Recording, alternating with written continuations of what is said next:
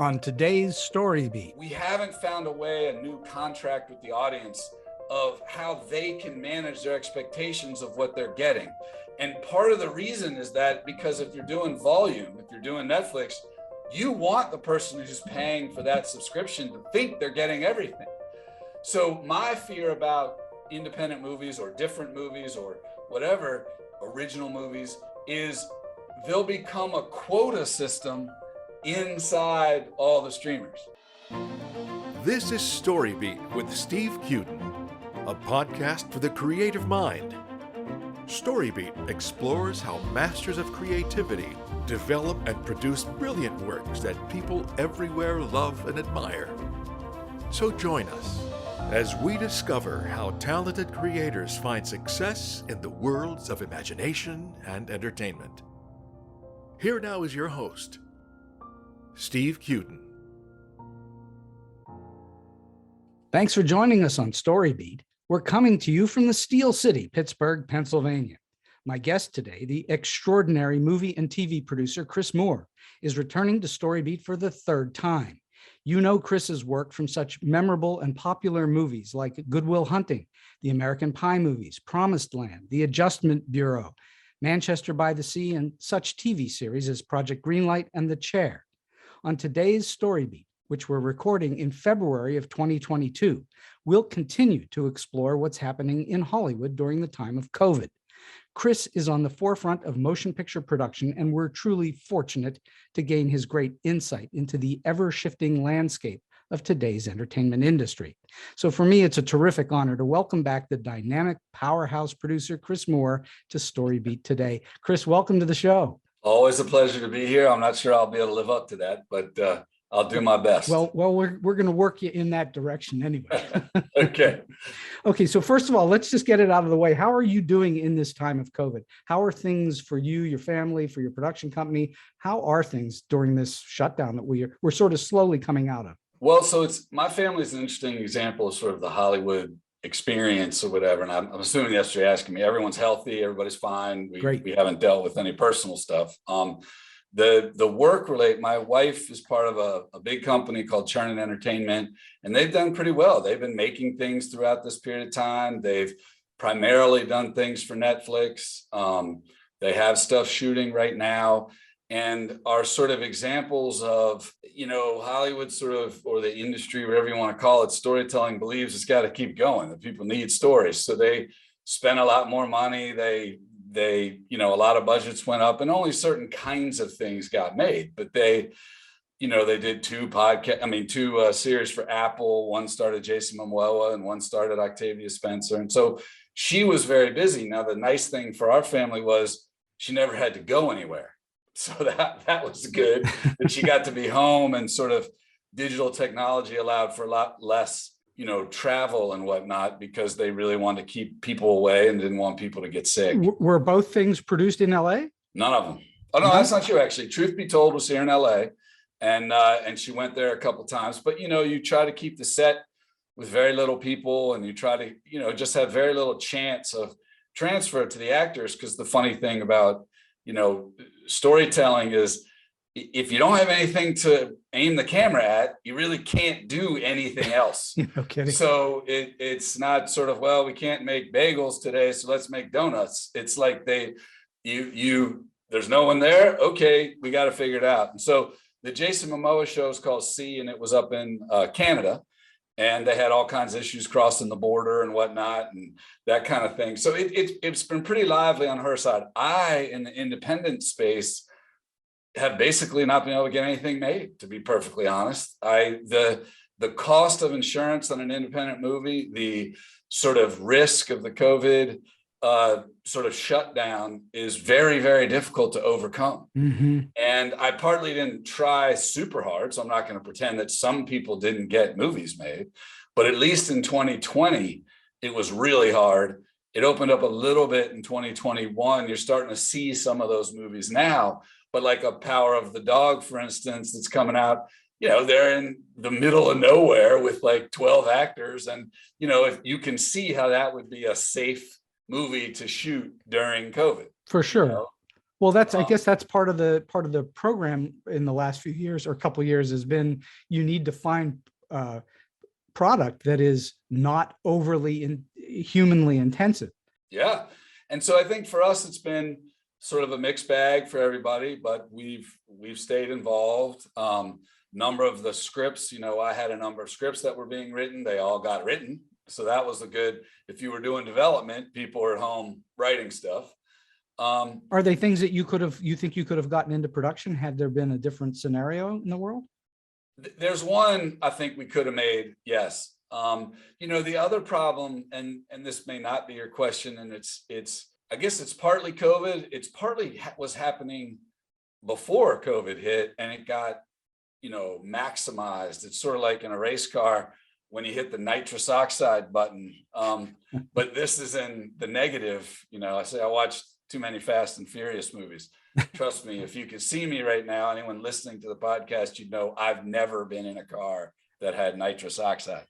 But the point is that, the audience was really starting to switch its practice of where they were watching things. Netflix was starting to, it was really dominating. Amazon was coming in. They were just launching Disney Plus and HBO Max and all these big stream services. And so the theatrical experience, which a lot of the economics of Hollywood is based on, was slowly getting less and less. And then when COVID hit and every place in America said you can't go in a movie theater, it was zero. And you saw some of the rough edges of that, in a Scarlett Johansson suing Disney, or, sort of there's a number of lawsuits now about people who went straight to streaming as opposed to theaters. But the point I was just trying to make was that the independent space financially really depended on theaters. So when you take the theaters away, it becomes very difficult to finance a lot of these things. So explain for the listeners why that is. Why it is that the independents rely on the theaters? Why not rely on streaming? Well, so it's a market economic. I don't want to sound like a geek. It's sort of go ahead, geek us out, please. It's supply and demand. And so the problem is that if you think back to, if you can, to 2018, say, or even better, be like 2010, if you're old enough to remember 2010. And the point there was, all these theaters had defined themselves as art house theaters or indie theaters, as other, even the big chains. AMC had their one or two theaters that were like AMC Signature or whatever. And there was a need every year for a certain amount of projects to fit into those theaters and into that whole ecosystem. You start at a film festival, you get picked, then you get released. Then if you do well, it gets bigger, and those people all, and that was the only chance to become what was called a hit, right? Like the project I did in that ecosystem was Manchester by the Sea. Now on paper, right, that's a super sad movie that nobody really wants to go see. And it should have had a disclaimer that if you've ever been near a dead kid, this is not the movie for you. Oh boy. But people really liked it, and it got bigger and it did well and it made money, right? And I'm very grateful. And, Kenny Lonergan deserves most of the credit, and Casey and the actors. But the point is that there was a marketplace. All those theaters knew about it. It could play all over the place. It could become a hit, right? Today, there's really no way to create a financial hit, right? Because if your Squid Game and 1 billion people watched you on Netflix, you literally didn't get one more dollar, right? That's crazy. Whereas if I make a show, I made whatever, American Pie is my most financially successful, it went from I was making $500,000 to making more than $5 million, right? So the point is, that is what people invest in independent movies for. Now, there's a few that get made because they're about something, or because they're a filmmaker everybody loves, they're a passion project, right? But the sort of just, that's a good little movie. Good Will Hunting is an example, that's long ago, but in my past, we weren't, even Promised Land, which you mentioned that we shot in Pittsburgh, we didn't really make that movie because of fracking. Fracking was just part of the movie, right?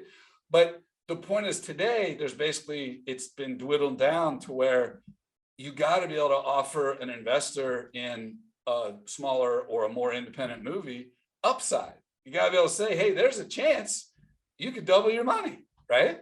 Or they'd be better off just leaving it in a bank, right? When you take away theaters, there's literally no way to double your money, because if Netflix buys it, they buy it for the whole world for one check. So there's no, for the audience, for the listeners, there's no residuals, there's no royalties, there's nothing that comes after Netflix has picked up a movie. Not right now. Now, I'm sure there's going to be a lot of labor organizations that are going to start negotiating for that. But the problem is there's no schedule to base it on, right? So like all those residuals, again, we're going down a little bit of a rabbit hole. That's all right. Those residuals and all those pieces are based basically on showings, right? Yeah. So ABC decides they're going to show, like, they love to show Good Will Hunting. I don't know why, but they do, right? So we had to make a version that had no cuss words in it, and ABC shows it like once a year, right? So it's pretty easy if you're the Screen Actors Guild, if you're the DGA, if you're the WGA, if you're just the producer who might make a little money, you can track that stuff, right? Of course. Well, on any given day, 30 people, 0 people, 2 million people might watch Good Will Hunting on Netflix. They're never going to tell you. Yeah, Netflix doesn't release its information. None of the streamers do. Yeah. Yeah. So the point is that they buy it once. And so what they've done for the talent, they've created this, what they call, quote unquote, buyout. And they'll say, if you do a movie for them, they'll say, look, you might have made this much in the theater, so we're going to give you 50 cents on the dollar guaranteed right now. Right. But again, in the independent space, those things are risky. So they're not going to say to Jane Campion or Benedict Cumberbatch, who did Power of the Dog, and I'm just using that because I got a bunch of Oscar nominations yesterday. Right. But the point is that they're not going to say, oh, well, if you got released in theaters, you might have made this extra money, so we give you this extra money. They're like, there's a chance no one will go see this movie. Right. Right. So you're lucky we're paying you now any money, which is the way it used to be in independent movies. And then we'd all take the risk together. And then you go to the theater and all of a sudden people are buying tickets and everybody makes a little money. And you used to have VHS and DVD, and that's sort of gone away too. The whole windowing thing is gone now too. Plus, with the bigger streamers, Netflix and Amazon, they buy the whole world. So you can't even sell foreign anymore. So so what they call territories, you can't sell territories. Correct. They just buy virtually the globe. Yeah, and that's what it's called. It says, we'll buy global rights in perpetuity. I mean, Manchester by the Sea would not have gotten its money back if it weren't for the fact that we sold the domestic rights to Amazon and the foreign rights to 3 other companies that were foreign companies. And we still make some money off foreign, but we'll never get another dollar from Amazon, right? Does it ever? So this is the one thing that confuses me. So it used to be if a movie came out in the theater and then eventually over years, it would show up all cut up on NBC on Sunday night. And then if you were lucky, you might see it years later in a theater again. But then along came VHS and DVD and you could have it at home. And then along came the cables and you could see things on a more regular basis. But now what I don't understand is if Netflix doesn't pick it up and Amazon does it ever then find its way to Netflix or never? It can. There's a bunch of different kinds of deals. It depends. Like the movies that Netflix pays for. So like they did those big, they just announced 2 more. They did the big, I think it's called Red Notice, The Rock and Ryan Reynolds and Gal Gadot. Yeah. You'll never see that anywhere else but Netflix. Because it's made by Netflix. It's made by Netflix. They own it. It's at Netflix, right? And that's what I think may be problematic over time, because if you look at Spotify in music, they don't make any music, right? You sign up because you can basically get everything you want to hear every now and then an artist. And right now they're having trouble because some artists are taking their music off because of controversy. But the point is, in music, the audience, you and me, and hopefully your listeners, we all decided it'd be much cooler to buy have one thing I have to sign up for, and I can get pretty much everything I want to listen to, right? Well, but Disney will make movies that will play elsewhere. It's not just on. Well, I'm saying that in its history, Disney would make movies that would play on. Everyone would make movies that would play other places, right? But not anymore. But not anymore. Well, that's because it's not I mean, that actually Disney's a great example. Back when Netflix was getting huge, Disney was making, I mean, I don't know the numbers, but people are saying more than $10 billion a year from payments from Netflix for all of the programming that was going into streaming on Netflix. Wow. Right? That's why they took so long to start Disney Plus, because they were debating, do we give up this $10 billion and start our own streaming service, or do we just keep letting all the people who are doing streaming? Now, if you're a student of Hollywood or of the industry, this is very classic. And you mentioned all of the revs over the years, which is Hollywood has a tendency to be very arrogant. And they think that what they're making is so special, and they only really want to care about the areas where they make the most money, right? And then they look at all these other things, and what it used to be was other territories. We don't care about those. Let's just get the most we can. Let some other idiot do that, right? The DVD and VHS are like, that's just dumb. That's people at home. We don't care about any of that stuff. We care about the people that come to theaters, right? Right. HBO, Showtime, pay cable. We don't care about that shit. Those guys, I mean, no one's watching fucking Star Wars at home, right? Like, this is crazy. We'll just charge them. And literally they looked at it as, this is extra money, right? Imagine the car business if every time, so you buy a new Toyota and 5 years from now you sell it, and you got to give Toyota, right, who you bought it from 5 years ago, half of the money you sold it for to the next guy, right? Well, if you're Toyota, that's the greatest business on earth. I don't have to build the car again. I don't have to sell the car again. I don't have to fix up the car again. I don't have to guarantee the car. I just wait for Steve to send me the $1,500 check for the Tundra that he drove for 5 years and sold to his neighbor. Right. Well, you would never do that, but that's what happens in Hollywood. And so the problem is the Netflixes, the streamers got rid of all that. You sell it once to Netflix, there's no selling it to your neighbor. There's no selling it to the guy in the other territory. There's no more money for the people who made it. Okay, so you raise a really good question for me, which is, how do the studios look at this? How do they think about that? That's why they had to start their own streamers. Mm-hmm. Because the way they cover up with that revenue, Disney passed, I think, was 125 million subscribers. Yeah. I mean, I'm not a genius at math, but let's just say it's $10. I think it costs more, but 120 million subscribers at $10 a month, that's pretty good money. And the best thing about subscribers is it's basically you're prepaying for the new stuff, right? You're saying with your $10 every month, I'm pretty sure you're going to make something I want to see. So here's my $10 so I can see it. And the psychology is partly, if you're going to go to the theater to watch a movie and you take your family and there's 4 of you, today it would probably cost you $50, $60 or more. Exactly. Without buying any food, just the ticket price to get in. But if you spend $10 a month on Disney, you have a huge number of movies to choose from and TV shows. And you can watch those for unlimited runs as many times as you want. So it's it looks like a huge advantage to an audience.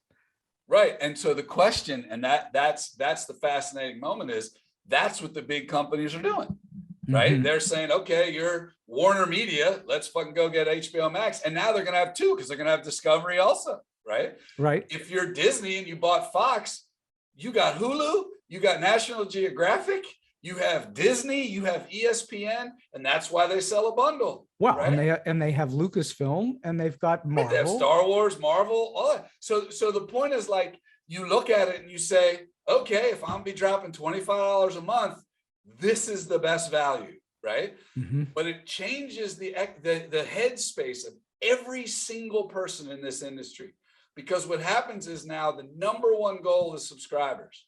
And to your point, subscribers subscribe to have a big bunch of choice, to have a bunch of options, to know that on Tuesday night when they're sad, and on Thursday night when they're happy, and on Wednesday night when their college roommate comes over, there's a choice, right? Yeah, absolutely.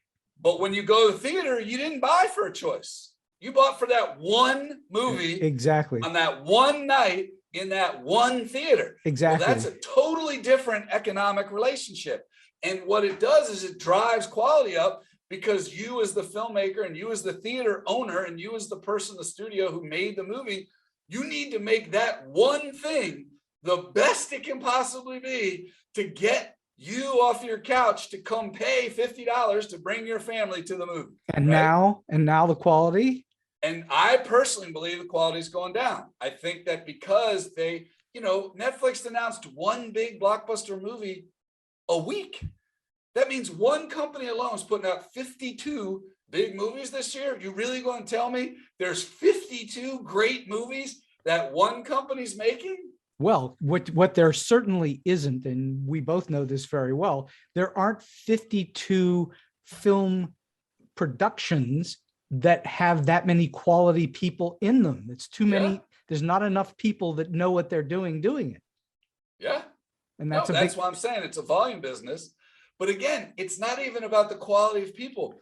I have heard, I have not seen it, that West Side Story, Spielberg's West Side Story, is good. I've heard the same. I've heard it's a good movie, right? The point is that to my point or our discussion, that's a perfect example. Good people making it. Spielberg's really good. Maybe I sound like a homer. That guy knows what he's doing. Oh, right? For my money, he's one of the greatest, if not the greatest director ever. Did you buy a ticket and go see it in the first week in the theater? No, I did not. You're also a theater guy. So you know about theater.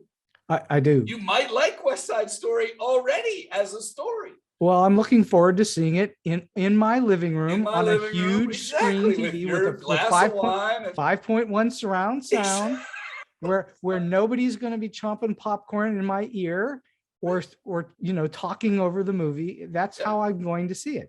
And so my point is, you're making the point that there's not even enough good people to work on it. I'm trying to take it one step further, that even when a good people do it, nobody gets up off their couch. Well, let me ask you about your good friends, and they just had a huge disaster. Ben and Matt had a movie come out with one of the greatest directors of all time, Ridley Scott. They wrote the script. They're Oscar winners. They star in it. It's called The Last Duel. Nobody went to see it. They made it for $100 million. It hasn't cleared $40 million around the world. So explain to me, do you think that's they're a victim of all this, or was it the quality of the movie making? What takes when you have that much pedigree working on a movie and it flops like that? What do you think has happened? How obviously nobody can gauge that before you put the movie out, but you attempt, I think, to mitigate that by virtue of the pedigreed people. You've got Oscar winners and all the rest. It's actually a real statement to your point about it. It's now the audience has gotten smarter in the fact that it's multiple, sort of qualities that they look at, and they're actually smart enough to look at how they combine, right? So like I got a pitch this morning for a movie. And the guy was really funny because he kept saying, we'll get an actor who's right for this genre. And we'll get a director who knows how to do this kind of story. And what you realize is, like I would say about somebody like Spielberg, and I think for a lot of these filmmakers, right? They could tell you any story you want to hear. Absolutely. Right? What makes them good is they know how to use a camera and actors and audio and music to tell a story. So if they woke up tomorrow and wanted to make a love story that was based on a Jane Austen, and Jordan Peele called me up and said, I want to do Jane Eyre or whatever I want to do, I'd be like, okay, great. Let's go see what his version of that is, right? But what people do is it used to be controllable. You could say, I'm going to get this person doing this movie. Wes Craven does a horror movie and, whatever. The problem today is the audience has gotten very smart about sort of this person. I think in that case, and I had nothing to do with it, and I don't spend that much time with Matt and Ben anymore, so I just want to be very clear. This is no insider information in this case, right? Except for the fact that I work in the entertainment industry. But that movie, it is becoming one of these things people talk about. It's like, well, what happened? And what it's really shown is at a certain type of story, right, with a certain group of actors, right, it isn't going to get anybody to the theater. And if you can't get them to the theater, it makes it look like it's not good for when it comes out in these other places, right? So like the industry, we used to have this great dialogue with the customer, right? you at home, again, 2010, we would say to you, we believe the industry, theoretically, we're experts. I know none of you can see this, but I'm doing air quotes, which makes me feel stupid on a podcast. But the point is that just don't make silly faces, Chris, and we'll be right. I can't help that. It comes with the package. But no, the thing that's really interesting is back in those times, you said to the audience, if you were bringing something out in a big theater way and you had a lot of ads, we, the industry, are basically saying, we think this is good. We think this is worth your time to come to a theater. Because they spent real. If you made a Lifetime movie, if you made, you were telling the audience, hey, you don't really need to go to the theater. This is something that's going to be fun to watch on TV. Roots was just as big a success as a miniseries and the Thornbirds and whatever else back then as a big movie was. The Winds of War. Yeah, exactly. And the point was, but you were telling the audience, we made this for you to sit at home with their family and think about this and watch this, right? Lonesome Dove, Then you had straight to VHS or straight to DVD or straight to cable or whatever. And you knew that was going to be a different kind of thing. And the basic assumption behind it was the industry as a whole is telling us, the customer, this is the level of quality of this product compared to all the other products. So The Sopranos, back when it started, isn't The Godfather, right? It's exactly. The Godfather is also a mafia story, but we're doing this one on HBO, and therefore we can do a lot of different things. We can do a lot of cool things, but it's not The Godfather. Today, if somebody walked in with either one of those ideas, the first conversation at Netflix or Amazon or even at a studio would be, should it be a TV show or should it be a movie? And in the past, right, we all had a clear vision of what that was. And then if something showed up in an art house theater, you knew it was a certain kind of thing. You might see a girl with a penis in The Crying Game. When you went to an art house theater, but you knew that. You were totally clear. So we were doing a good job managing the expectations of the paying customer. Right. Right. All that shit's been blown out of the water. Excuse my French. So if you're the audience sitting at home, you have to do all that math yourself. And so I think something like Last Duel misses on a couple of the pieces fitting together. And even though I've heard it's a very good movie, I'll admit I haven't seen it, right?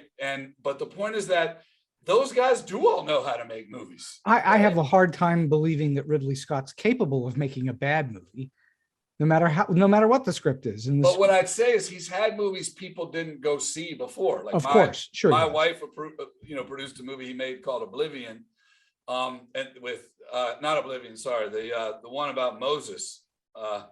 I'm forgetting that. Wow. He did, yeah. Christian Bale plays Moses, and Joel Edgerton plays the Emperor. Sigourney Weaver is the queen. My point is, there's always been the movies that people didn't quite get or didn't understand, but it wasn't to the point where you could make zero, right? Like you could just literally spend $100 million, as you said, and get back, gross 40, which means they probably got 20, right? Right. Nobody's been making these big movies for the last 20 years worried about losing $80 million. The decision was always, how much can we make, right? And what do we do to make sure we don't lose money, right? Now you can go make a giant movie. Just ask Fox how many times they made Fantastic Four, right? Or ask Universal how many times they've tried to make the Hulk. Well, right? and how many times has Sony made Spider-Man? Right. But like Spider-Man, I think is a good example. If you use The Last Duel as the pieces in there alone are all pieces that I would go watch. There's some, except maybe the period base of the story. I'm not a huge period guy, but me as a customer, not a movie producer, my point is something in there for the audience didn't come together. Whereas Spider-Man, right, came together in a way that every jackass wanted to go see it. And a lot of kids wanted to see it more than once. That's the thing that's scary for the industry today is if you're in the subscription business, right, you don't really care. You're like, for the few people who like The Last Duel, great, we got them. And for all the people who want to watch Spider-Man, great, we got them too, right? Right. If you're in the hit business, and that's why I say there's a massive difference between hits as your economic model and subscribers, right? Big difference. It's just a massive psychological difference. And so the point is that The Last Duel gets crushed because they actually try to make a movie that have been great for a subscriber model, right? Like if you're Netflix, you'd be pumping the shit out of that right now for Oscars, right? Right. But it has the taint right now because of it went out in theaters. And so now everybody thinks it's a bomb. So they're not going to press it, even though I bet they were all good. Right. I think you've hit on something major well, many things already major, but in one major thing here is that there was a day not all that long ago where a movie that was first released on a television screen would never be nominated for an Oscar, never. Right. And now they are. Netflix movies are nominated for Oscars. That's was unheard of not long ago. Yeah. What do you think is happening to the theaters themselves? Are they going away? Are we going to lose all the theaters? Not just the independent art houses, but the big chains and the big movie theaters. It's funny. I get asked this question a lot. And I look for data somewhat anecdotal and somewhat inside the business out there. And what I would say is that I think the theaters as big money-making machines and big companies is going away.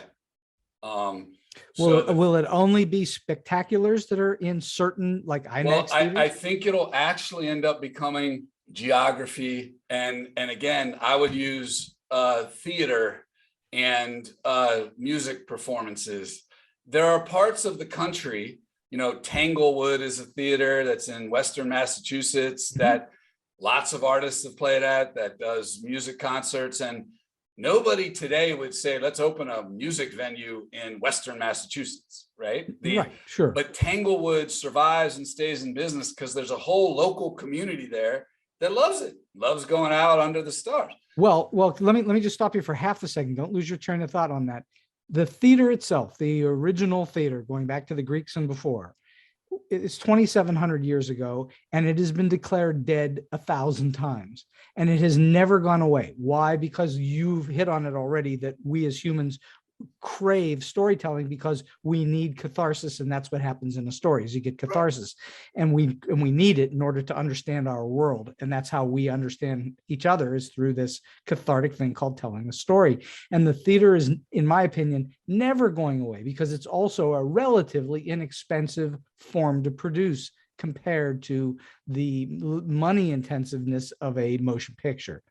But I'm specifically thinking about big movie theaters.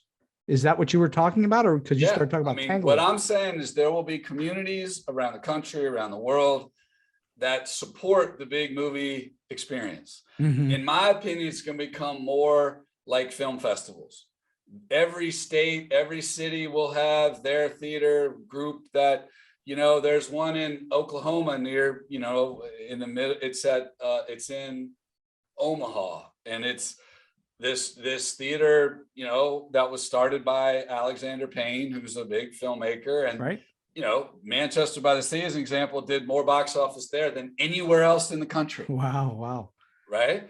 And so the point is that I believe in New York City and LA and the big cities, but also in certain places. And I think if you were to look at where the theaters are, so like Pittsburgh has a pretty active theater community. Very much so. Very much so. I don't know that Kansas City has the same, right? Like there's probably cities that don't, right? And sure. So the point is that the actual big movie theater actually making enough money for anyone in the industry to care about is, in my opinion, gone. Right? I think what it'll be is this and again, another one I hate to talk about, I was trying to use music venues, but the other one that you could look at that's similar is bookstores. There are some cities that have great bookstores, great independent bookstores. And some they get supported by the people. There's other cities that every corner has an Amazon bookstore on it, right? And I could argue the same thing about barbecue. If you're in Louisiana or down in Mississippi, every block there's some dude doing some great barbecue that you've never tasted something so good, right? But If you go other places, it's not. What I mean to say is the days of, I'm growing up in a little town of Maryland, I got nothing to do on a Friday night. I'm trying to take this girl out and be in a dark room, maybe make out with her, whatever. My only shot is going to a movie. And there's only 3 screens, and I got to pick whichever one of those 3 I'm going to pay my hard-earned money for as a busboy to go to, right? Those days are over. So the whole industry, from the theater to the movie maker side, has to reevaluate. If we can't own all of these people, right? Because they have no choice, right? Or they have way too many choices. Well, but either way, we can't control them. Then the economics has to change dramatically. And I think that the economics of theaters by themselves, so like what I think will happen just happened. I live in this little suburb of LA called Pacific Palisades. And it had a great community theater called the Bay Theater. And it closed for a long time because there's so many other theaters right around where I live, right? Yeah, right, sure. And then it got developed and it got rebuilt. I think it opened maybe 2 years before COVID, and it shut down during COVID and never to be reopened. Netflix bought it 3 months ago. And what are they going to do? And they're going to show Netflix movies and occasionally do like educational programming and other stuff. So they're going to show movies that you could see at home. Yeah. And is the idea to have a communal experience? Is that the reason? I mean, I think well, there's a super inside answer to it, which I'll just say, since I'm pretending to be the expert in this call, but I mean, this podcast is. You are the expert, Chris. This is a neighborhood where a lot of voters live in award shows. So part of it could be that they want a theater where if me and my friends are going to go see a movie and we might be voting on the Oscars next week, we'd rather go see it in the theater than watch it at home and whatever. There's that. So it's a minor expense to them for a political purpose. And if they end up doing that in, say, 50 cities around the country, then it's also a way to tell filmmakers, hey, we'll put it out in our theaters. If you want people to see it on the big screen, we'll give them a chance, right? Because the point is, if you take the pressure of all of the bonuses, all of the back end money being tied to theatrical, and theatrical is, like I said, just like a film festival, it's just another way to market your movie. There's always going to be people who want to go in the theater rather than be at home. There's going to be some people who got the 3-year-old who cries every night, like the person sitting behind you chewing on their popcorn, right? And you're like, I want to go with a bunch of adults. I want to sit in the theater. Maybe I can even buy a cocktail at the theater. Maybe it's even got seats I can put my legs up. And I don't care if Quentin Tarantino's movie Once Upon a Time in Hollywood is 3 hours long. That's the greatest thing ever, because that's just 3 hours. I can sit here and watch this movie and get lost in somebody else's world. Right. And it's big and the sound's great. And so I think it will definitely have an audience. I think it will definitely exist. It's not like they don't publish books anymore. It's not like people aren't putting on original plays anymore. It's not like we don't rediscover new bands every year. The difference is the size of the economics. You're not going to be able to build a $50 billion company on making movies, which is why movies will become part of these other things. And there'll be ways to express art, and hopefully we'll come up with a new independent model so that people culturally can make things that aren't just programmers for streamers. Well, but the streamers have basically taken over for what was cable, where you could find these other products that you couldn't find in the theaters. They found their way into something on cable, and the cable has been overrun now by the streamers, like you say. Well, and yet they're all still out there. I would encourage you to look at it from a different point of view. Great.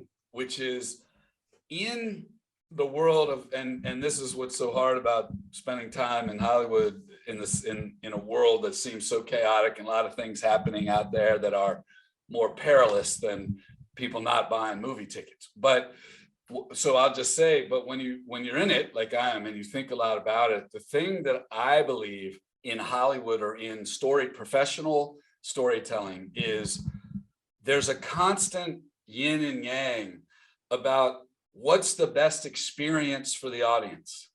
So like if you go all the way back to the very first movies that were getting made in the first Nickelodeon theaters, you will get guys who own those theaters will tell you the number one invention that helped those theaters become successful was air conditioning. Air conditioning, sure. Those dudes had chunks of ice next to fans just blowing cold air into a dark room. And if you're in 100-degree weather and you're in New York City and you're broke, a nickel to sit there for 90 minutes and get cooled down is a good deal no matter what's on the screen. Right. Sure. Right? And so I think we have a constant debate in our business, the storytelling business, of you have to combine the experience of watching it with the thing you're watching. And at any given time, the industry has its own ego about, nope, we're making such great stories that even if you had to sit on fucking chairs of nails and it was $200 and there was a chance a rattlesnake would bite you, you would definitely walk in and pay $20 to sit in the theater and watch The Last Duel. Like somebody had to believe that to make that movie, right? Of course. And the point is that what I actually think has happened is the streamers, what has really won the heart of all consumers anywhere, and I would say any human who lives in a place that had high-speed internet, is anywhere, anytime wins. It wins no matter what. So explain that. What do you mean anywhere, anytime wins?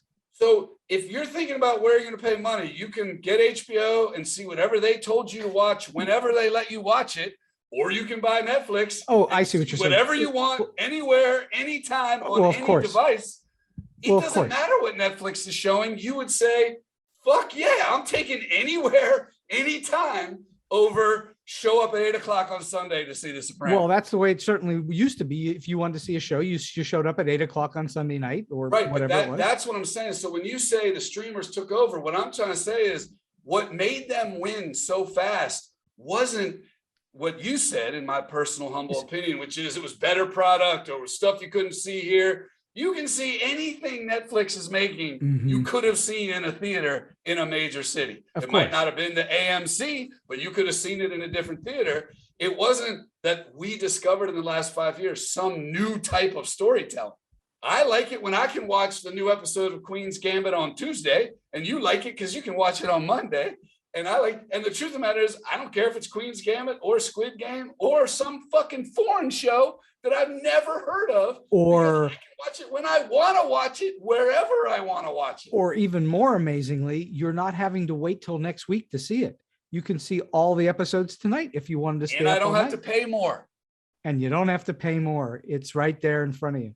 Right. So the point is, it's McDonald's as a delivery service for storytelling. All right. So what has that done to the community of filmmakers? Well, how has that changed their perspective on the world and what they're bringing out? How has that changed that?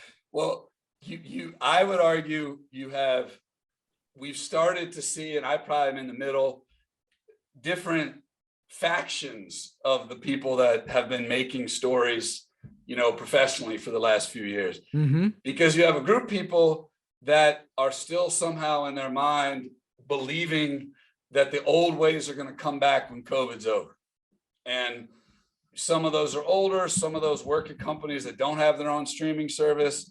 Because if you start to admit that that's never coming back, that Steven Spielberg's West Side Story, even if everyone was 100% healthy, is never going to make a lot of money at the box office, right? Then your whole life blows up in your head because you spent the last 25 years doing that. Right. Sure. So that's one group, is sort of, we're going back to the way it was. And I've said that I completely disagree. They're stuck in the past. Well, again, I also think they believe the audience is still out there. I think that they somehow believe that the people who love seeing movies in theaters are still out there in numbers big enough to worry about. Right. Okay. The second group of people are all the way on the other end of the spectrum, who are doing TikTok, YouTube, telling stories and podcasts, telling stories however the hell they want. They're saying nobody gives a fuck about pedigree. I don't give a fuck nobody cares if you're Ridley Scott or Matt Damon or Ben Affleck. I can make you laugh really fast, really easily with a flick of your thumb, right? So they don't care about any of the Hollywood business. And I think if you look at YouTube's history, they tried to merge them with big money.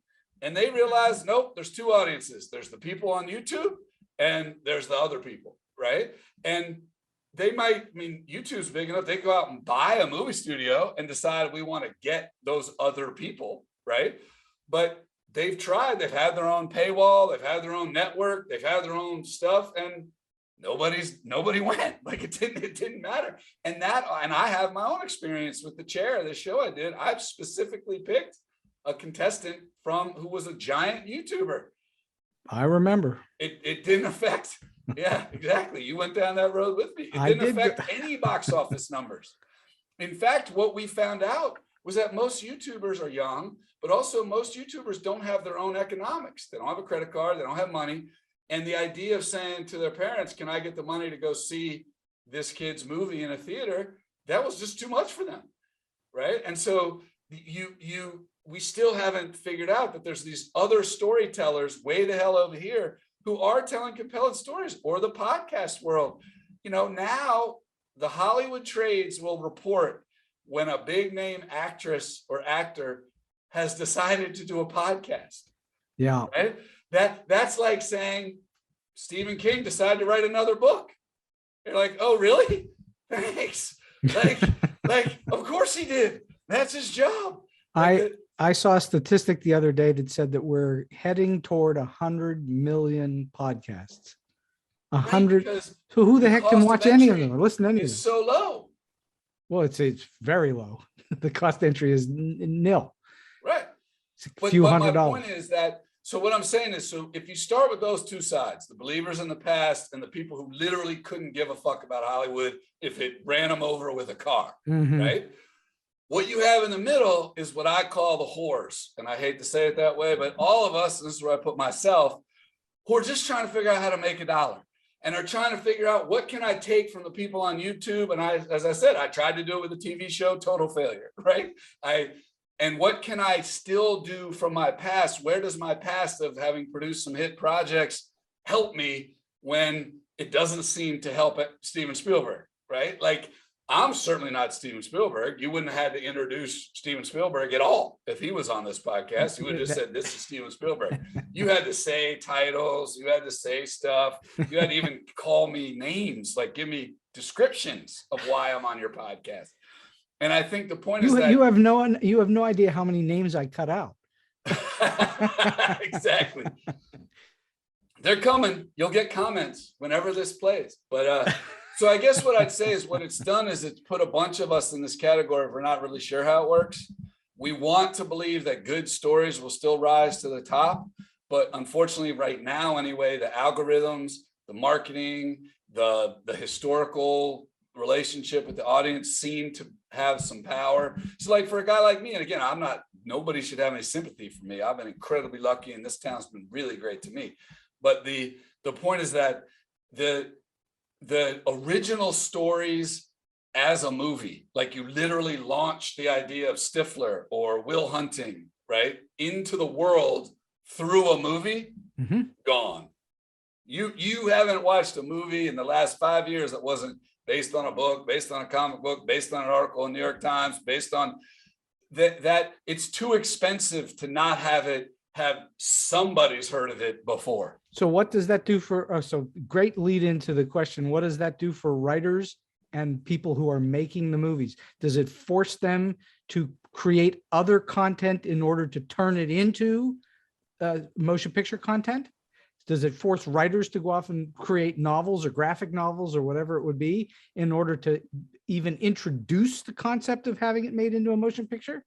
Well, it's great that you went there, and that's because you're a writer and a creative person. Because most people, the first question is, does it mean everybody's out fighting for rights to things, right? Because if you're not a creative person, you don't immediately think, well, I could create something. What should I create, right? That's but the truth of the matter is you're 100% right that yes. And I'll tell you a quick story. A good friend of mine is a pretty big screenwriter. And he had this idea, and it's based on a real character, but the character like a real person in the world. And the character but is not well known. It's a woman lead in an action movie and a period piece. Like, it had a few things against it, but like I said, he's well known. He's written some big hits. And so he goes out and he pitches it. Normal old Hollywood. This is maybe 5 years ago.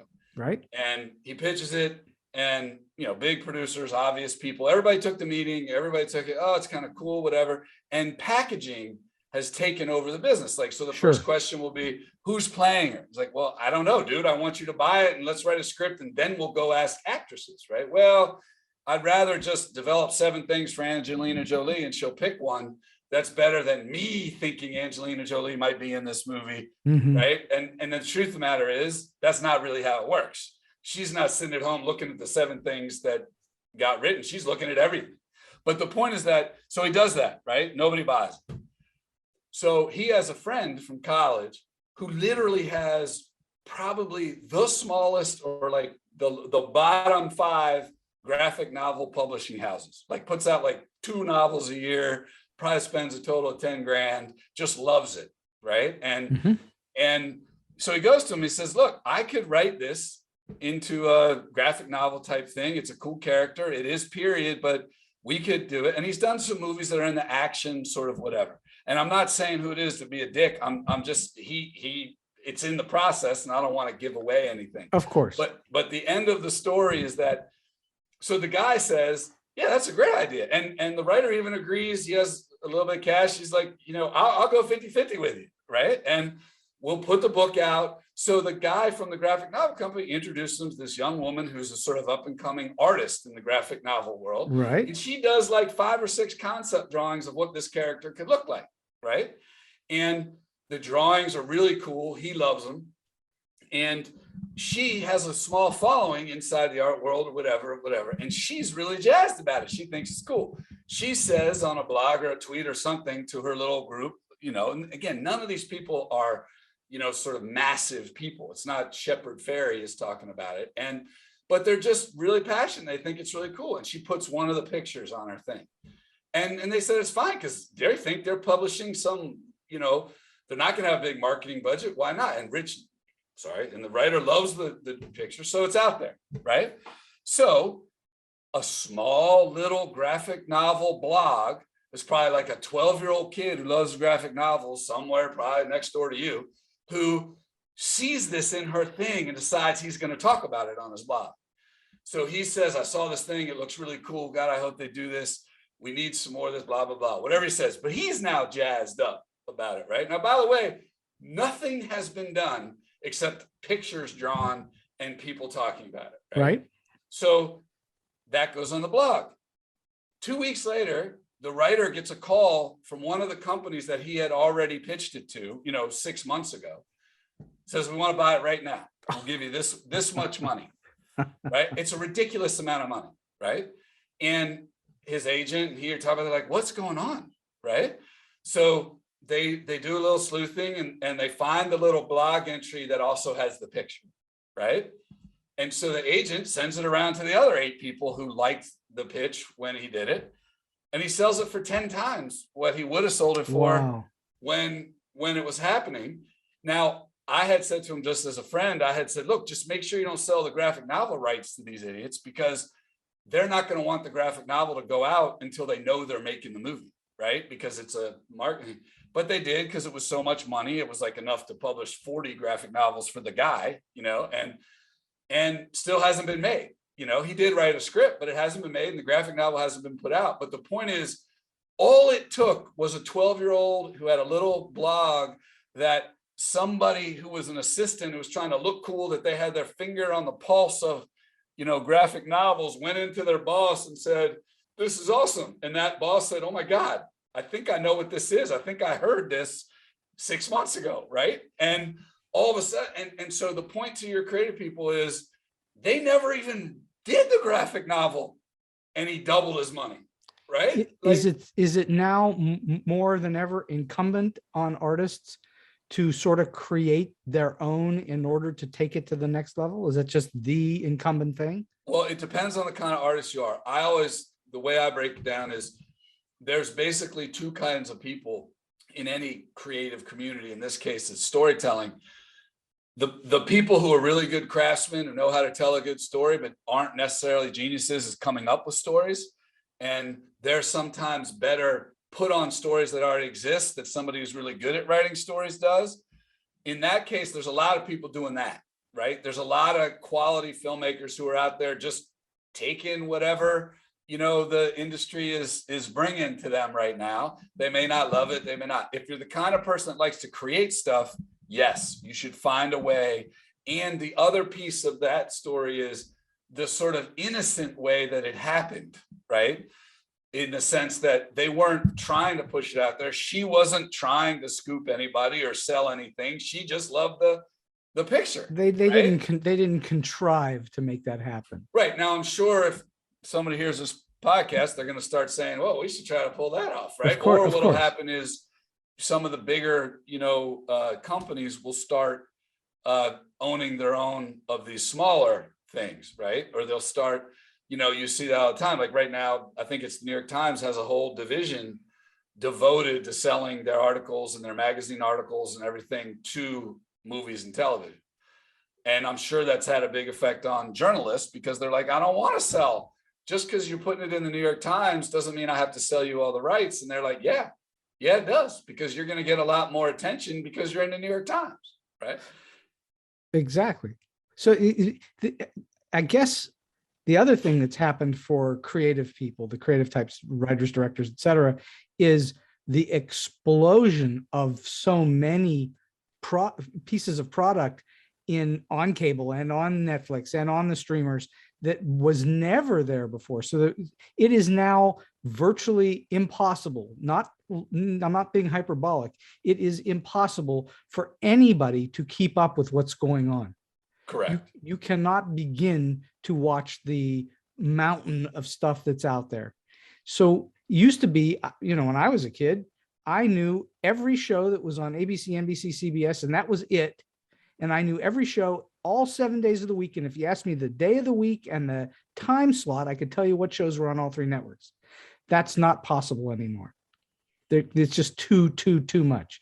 So what do you think that's doing? The overwhelming. Now we've already alluded to the notion of this quantity versus quality, but what do you think that's doing to the creative community? That striving for quantity, not quality. What does it do to people? Well, like I said, if you're a person who creates original stuff, it's crushing you right now, because you have to either package it with, big names and big people, or you have to come up with some other marketing hook for it. Then it's just a great idea, right? And certain people's psychology are fine with that. They're like, all right, well, right now I can't write my own script, but I'm going to go option this book from John Le Carré and I'll write that into a script and someone will buy it. And they're figuring out how to solve the problem, right? Other people are not even trying to sell stuff. They're just selling their skill set. That's the craftsman group, right? And that's sort of what I try to do now, because I'm mostly an original guy. Like I was selling a lot of original screenplays.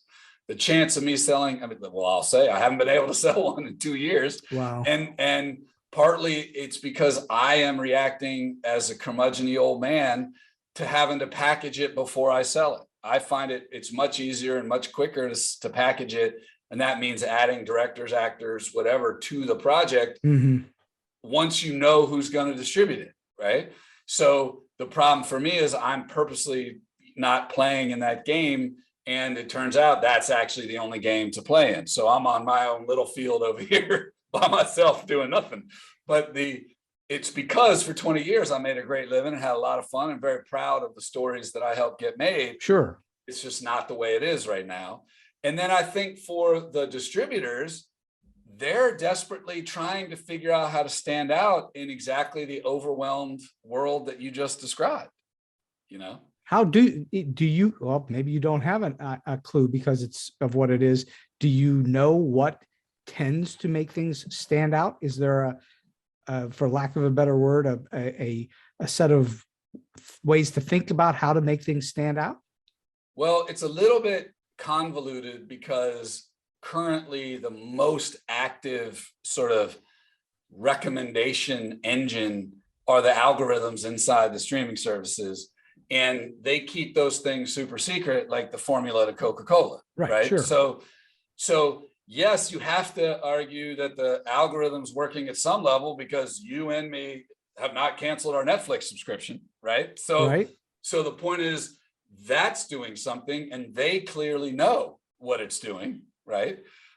My personal opinion is we're at a very specific moment in time that the audience will get smarter to the point where they might start dropping services. So the way we're treating the audience then is well, I think the thing that's really hard is the entertainment industry has been one of the only industries that really sort of owned people's time. And part of it was because it's leisure time. So people are less intense about it, right? Like, you can't be an okay doctor theoretically, right? You're supposed to be a pretty good doctor. Now, there's probably okay doctors out there, but my point is, the concept is you're not an okay doctor, right? The concept. So I think that it's sort of, we haven't found a new contract with the audience of how they can manage their expectations of what they're getting. And part of the reason is that because if you're doing volume, if you're doing Netflix, you want the person who's paying for that subscription to think they're getting everything.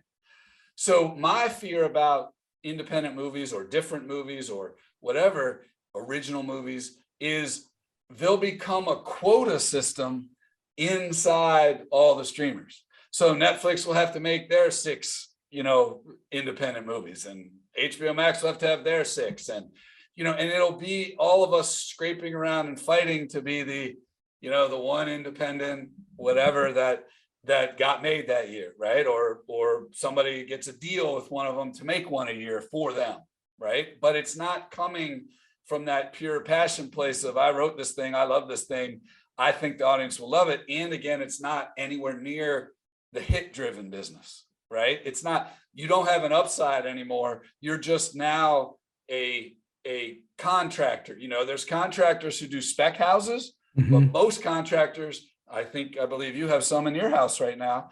I do. You decided you wanted to fix whatever it is you're fixing. You found the best person, you hired them, and it'll be fixed. That's right. Right? That's exactly Nobody right. knocked on your door and said, "Hey, Steve, you feeling like a renovation? I was looking at your house from the outside, and I thought, if you did this, your house would be cooler." No, but people still do advertise and put out their shingle, "Hey, I'm a contractor." And then you can otherwise, how do you find them unless it's all by word of mouth? No, but that's what agencies do. And that's what happens in our business. They put themselves out there to the people that hire those people, and they try to get hired. But that's why I'm saying it's becoming, more of Ford and GM rather than, Ferrari, right? And that is a natural course of economics. Again, if you study these things, that then the audience will find itself, and somebody, I don't know who it'll be, somebody will figure out how to get enough people, whether it's the Criterion selection or whether it's Searchlight or whether it's, A24 or whatever. Some people will start aggregating all of these people who want this other thing.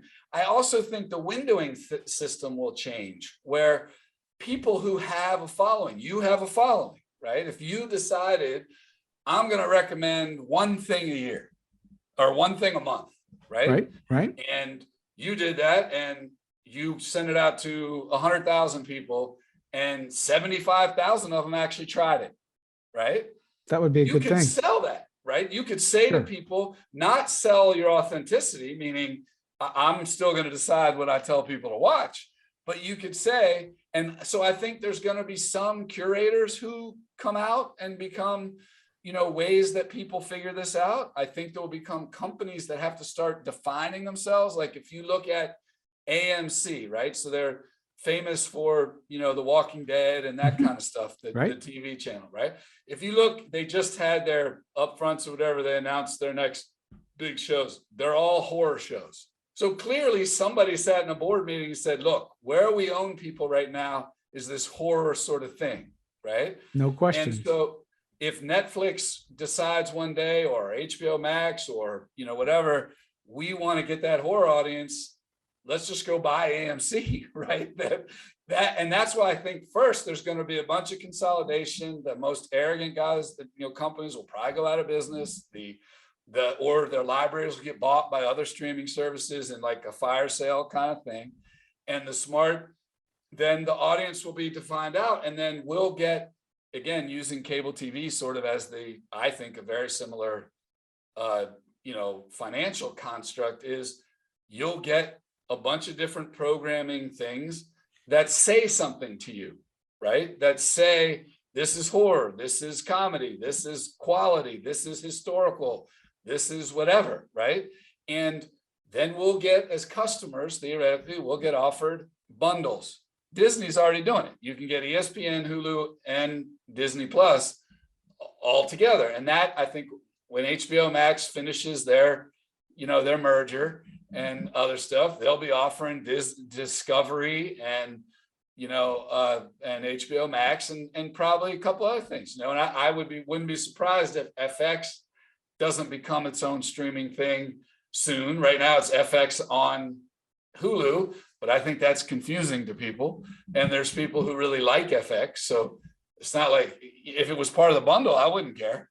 Do you think that whole marketing thing is going to become more niched, or it's going to consolidate and become less niched? Well, it depends on if you mean the front or the back. I think the front's going to become more niched, and the back is going to become almost unniched. You got to tell me what you mean by the front and the back. Well, so if you look at cable, which is what I'm using as an example, okay, when it started, there were all these independent channels, Turner and TNT and TBS, and there was, and then there were ESPN, and then there was MTV, and then there was USA Network, and then there was, and all these people were putting up programming, making a pretty good living.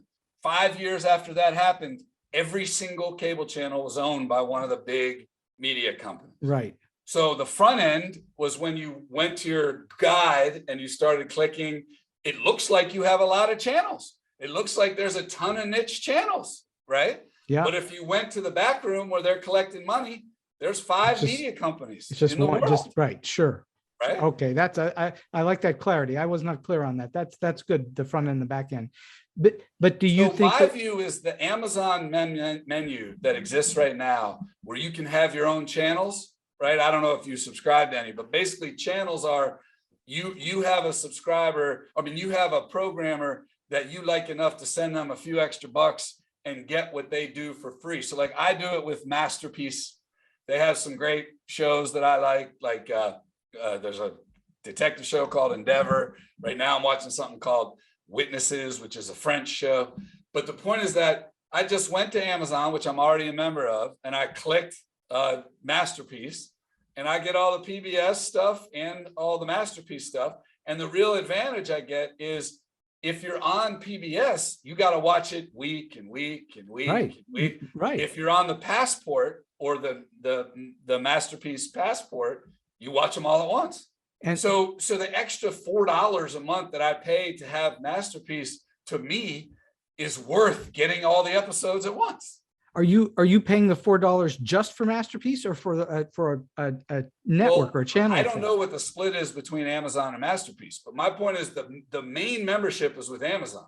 And is that through Amazon Prime, which is Amazon Prime. So I pay Amazon Prime, and then they have a whole list of channels. You can get Paramount Plus, you can get HBO Max. I'm sorry, you can't get HBO Max, but right now you can get Paramount Plus through Amazon. And my point is that it probably won't be Paramount Plus for long. It definitely was never Disney Plus. It will definitely never be HBO Max, because they can, and it's not going to be Netflix, right? But the point is, I want to stay a member of Amazon Prime for a whole bunch of reasons. I like free shipping. I like Amazon. I like discounts. So the point is that if they also let me have access to Masterpiece, I'm much more likely to not go through setting up a whole new fucking account at Masterpiece and just do it through Amazon, right? So yes, it does say this will cost you $3.99 a month more to have this access through Amazon. Now, I don't know how much of that $3.99 Amazon gets versus how much Masterpiece gets, right? But I'm sure Masterpiece, it's the same cable bundle. You didn't buy your cable from TNT.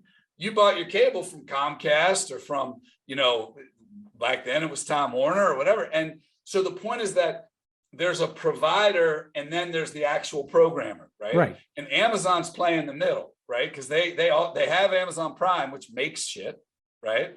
But they also providing access to the internet and all this other programming. Now, recently, a lot of my channels on Amazon have started to have warnings about how some of the stuff that's available on their actual channel isn't available on the Prime channel until later, right? So my $4 becomes less valuable because if I really want to watch it all when it comes out, I'd probably have to be. But isn't that just the same old model just brought forward? Isn't that? Yeah, that's what I'm saying. The same old model worked because it worked. Right. And so the point is Amazon saying, and the thing is Amazon gets it because Amazon sells everything, right? They do. And some of what they sell, they provide themselves. I mean, even when you go through the menu, it'll tell you third-party shipper or third-party store or Amazon. And then the third-party stores were all complaining that Amazon takes too much money. But the truth of the matter is I would never have found the little store in whatever that had the book that I wanted. So, Amazon deserves something for that, right? Plus the Amazon delivery system is unreal.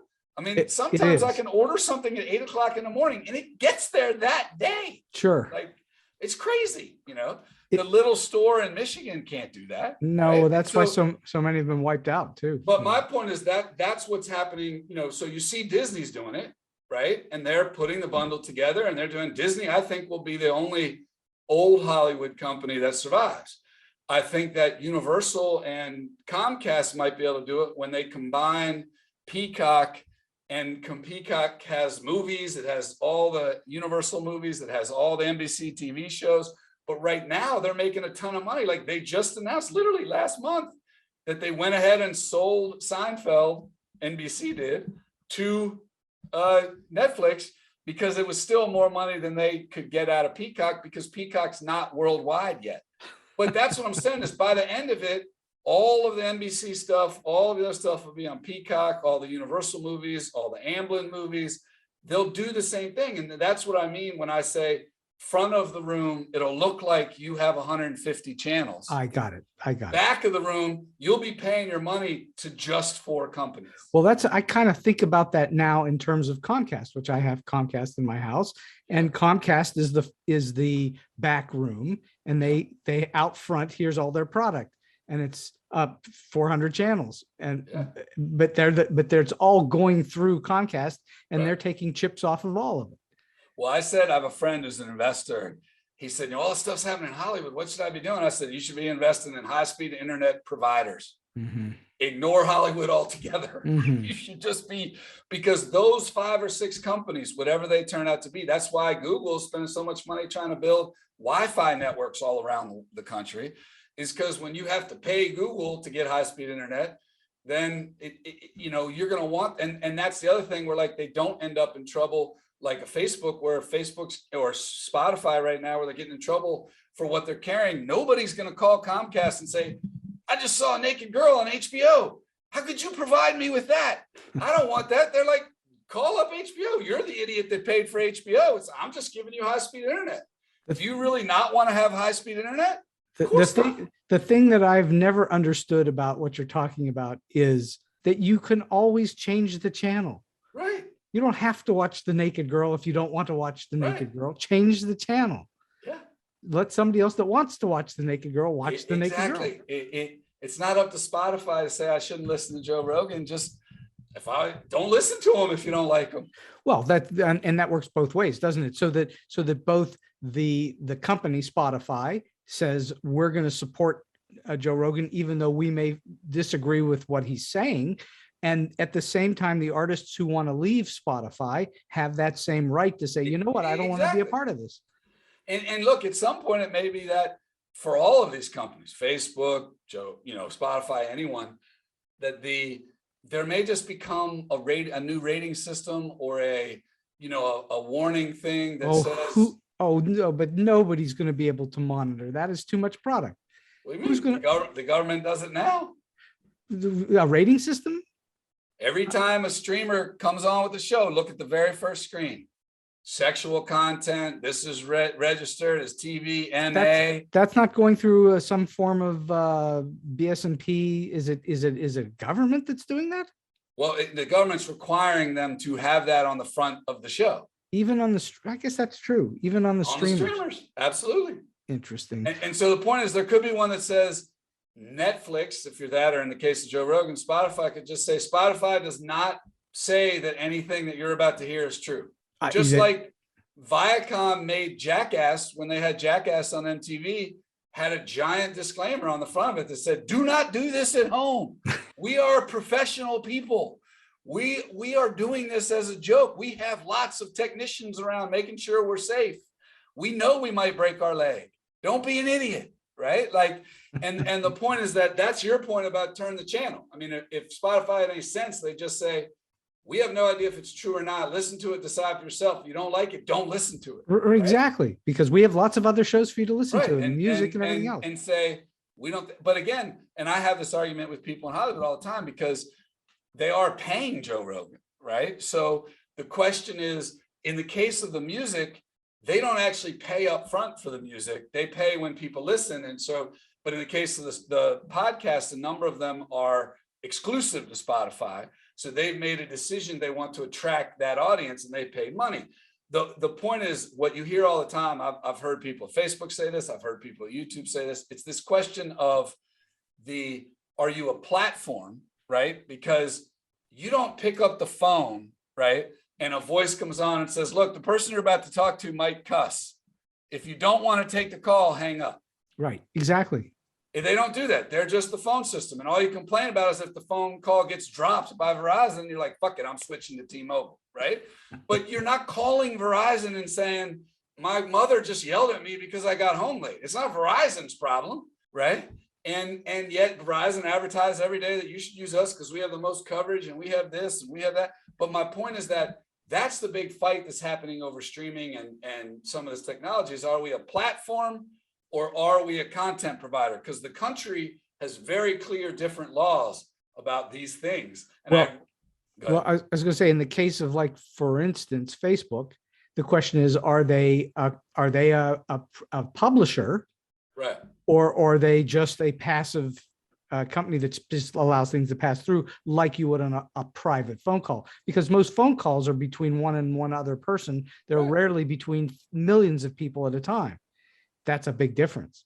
Except that it's still, they're still not changing the laws that say if you have a phone call, because I mean, at least I certainly have had these dumb giant conference calls, whatever. But I mean, I think the other thing is like a live event, right?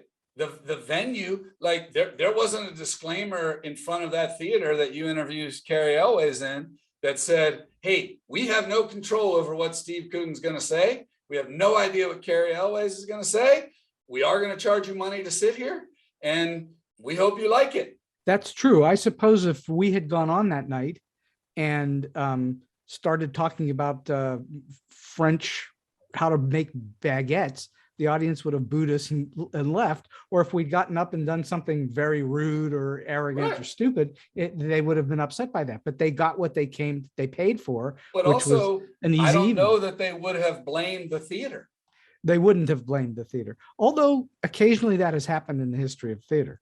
Right, but that's why I'm saying, that's why the debate, when you're in the old days or even now on Broadway or bigger where you do get blamed because you chose to put on that play. You chose to put it in your theater. That's more and more. We're seeing that more and more. You deserve some of the blame if there was something wrong with it, right? And we're certainly seeing that in schools. Absolutely. In schools, I mean, this whole reverse, race theory stuff of like, well, we just can't read any books that present a bad picture of the past. And you're just like, what? Yeah, like, what is right? I don't get it. I've been talking to Chris Moore for close to 90 minutes. And this has just been, what a fascinating, really great conversation about what the heck is going on in our world of entertainment in that industry. I'm going to ask you one more question and we're going to wrap this puppy up. What do you think that someone who is starting out today, what do you think we've already alluded to the notion that they need to be their own content provider, at least in the beginning of their careers, and that they need to produce something that proves themselves. But what would you say is the way that they should think or look at the world, or what attitude should they take toward starting a career in this craziness that we're in the middle of? Well, I would have three really quick pieces of advice. Great.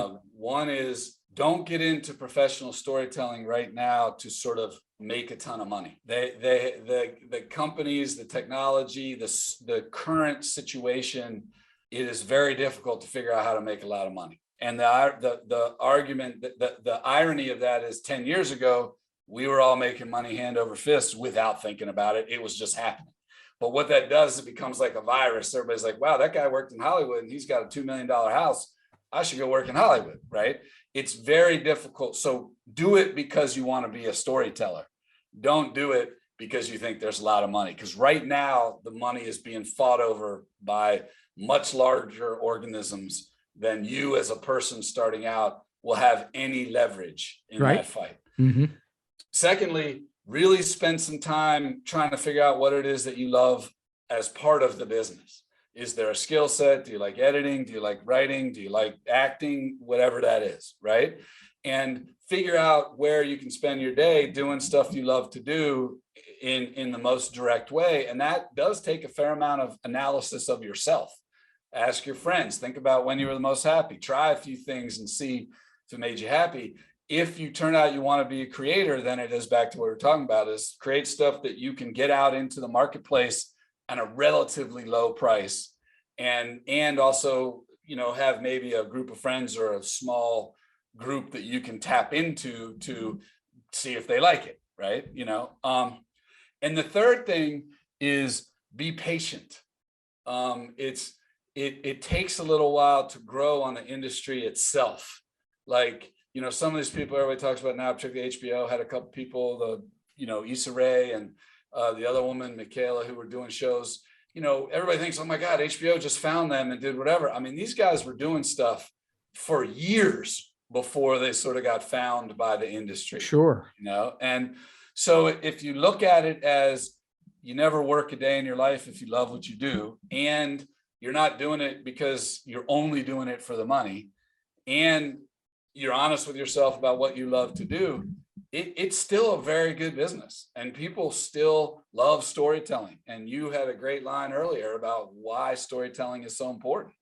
And I believe that with my heart and soul. And so, you know, I think that that's what I would say to a young person is, it's no, you know, we're not having the gold rush that we did have in the 90s and early 2000s when DVD was going crazy and cable was going crazy and foreign markets were going crazy. There were no streamers. I mean, it was out of control for 15 years. That can lead to a lot of drunken decision-making in college, thinking, oh yeah, I should go work in Hollywood. You know, that isn't the way it is now, but it's still a good business. Just like I know there's people who would be doctors or whatever, think, oh my God, 8 more years of school, no way. Well, now you got to look at Hollywood's matured a little bit. And I'd say it's 8 more years of schooling before you have a real career. But if you love it, it's still a great business, and it's really fun, and it's good people, and there's nothing like that feeling when you make something other people love, at least for me. And maybe that just means I'm a crass person, that I like other people's validation. But I don't think that's crass at all. I think that's what makes things happen. You certainly can't get anywhere in any business without working at it. Right. Nobody is born to be a superstar athlete. They have to work at it. Nobody is born Steven Spielberg did not come out of the womb with a camera, although you may think that. He, in fact, had to work at it, and he made a lot of little funny movies as a teenager before he grew up to be a very young filmmaker. Yeah. So I think this has been extraordinarily wise advice, and nobody can make it in Hollywood without working in Hollywood. I don't know of anybody that's made it in Hollywood by working somewhere else. So you have to, unless you decide you're going to build your own complete ecosystem. But ultimately, you still have to deal with the bear at some point. Yeah.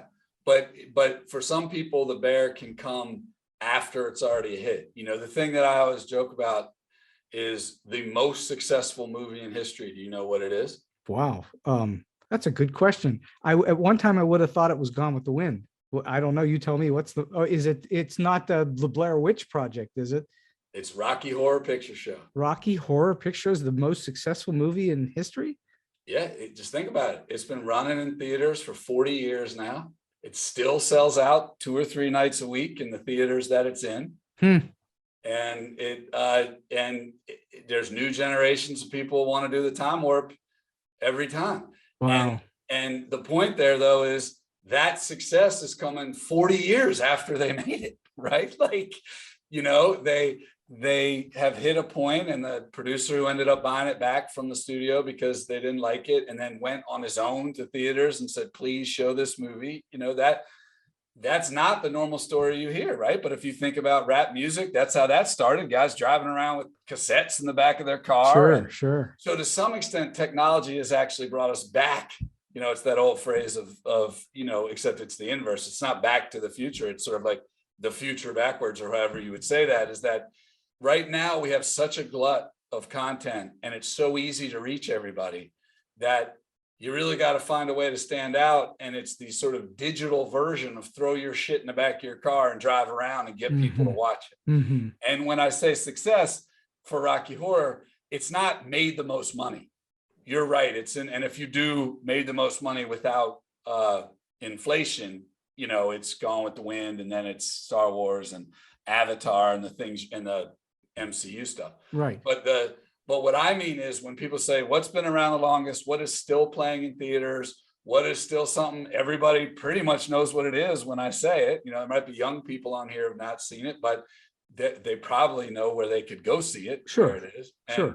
And that, if you're an artist, that's probably the way you want to feel, is that, they fucking people love that story, and so I just throw that out because I think that if you take, and maybe this is true in life, if you take a little more patient point of view, it'll work better. But I think we're in a moment right now that it's doubly true, because there's been they call them disruptors, there's been a disruption.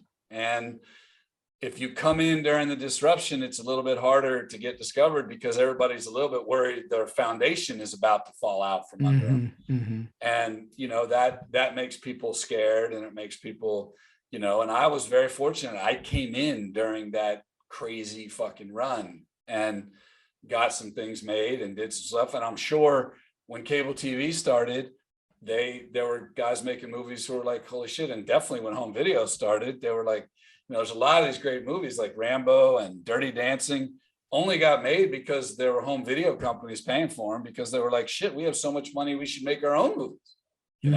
That's what's happened. It's exactly what happened with Netflix. Well, we're airing all these other movies, let's make a couple, right? And then holy shit, let's make a couple shows.